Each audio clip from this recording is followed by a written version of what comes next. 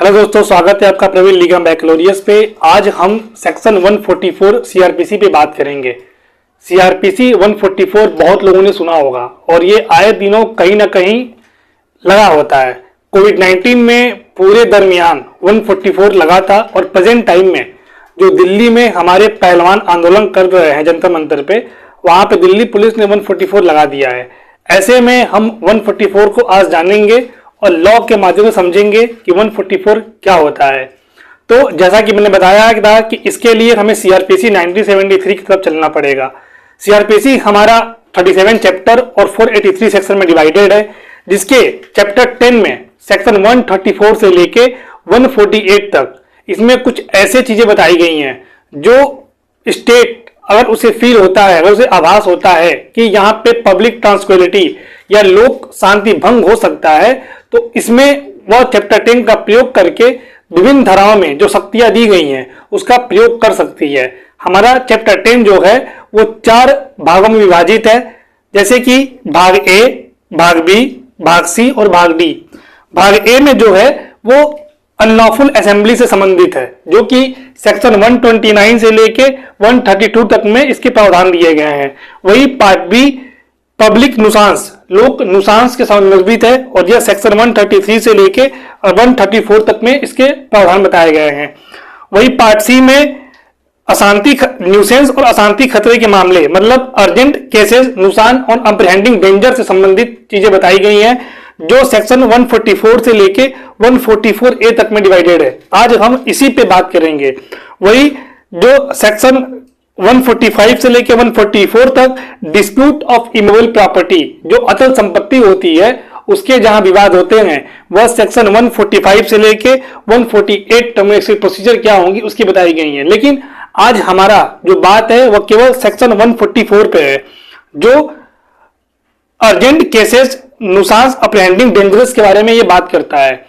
तो चूंकि 144 जो होता है वो स्टेट को ये पावर दी गई है कि अगर उसे ये आभास होता है कि किसी पर्टिकुलर एरिया में या फिर किसी विशेष स्थान में उसे अगर ये आभास होता है कि यहां से खतरा या अशांति फैल सकती है, तो वह कार्यपालक मजिस्ट्रेट या उपखंड मजिस्ट्रेट के माध्यम से उस एरिया में सेक्शन 144 का उपयोग करवा सकती है। या किसी कार्यपालक मजिस्ट्रेट यानी डिस्ट्रिक्ट मजिस्ट्रेट को यह आभास होता है कि किसी विशेष स्थान से या किसी विशेष जगह से कोई खतरा या अशांति फैलने की उम्मीद है, तो वह वहां पे अपने शक्तियों का प्रयोग करके 144 को लागू करवा सकता है। वही उपखंड मजिस्ट्रेट, जिसको हम सब डिविजनल मजिस्ट्रेट एसडीएम कहते हैं, वो भी अपने शक्तियों का प्रयोग करके उस विशेष स्थान में 144 का प्रयोग करवा सकता है। हम बात करते हैं इसके 144 की प्रोसीजर की।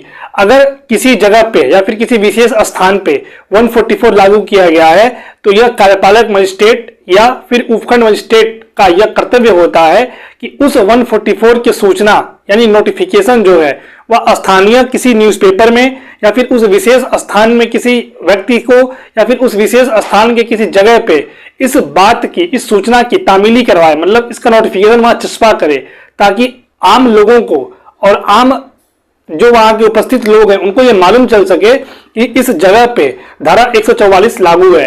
क्योंकि धारा 144 लागू होने के बाद 4 या उससे अधिक व्यक्ति एक साथ एकत्रित नहीं हो सकते हैं। यह एक प्रोसीजर है, अगर ऐसे लोग इकट्ठे होते हैं तो यह विधि विरुद्ध हो जाएगा और उनके खिलाफ एक विधिक कार्रवाई हो सकती है।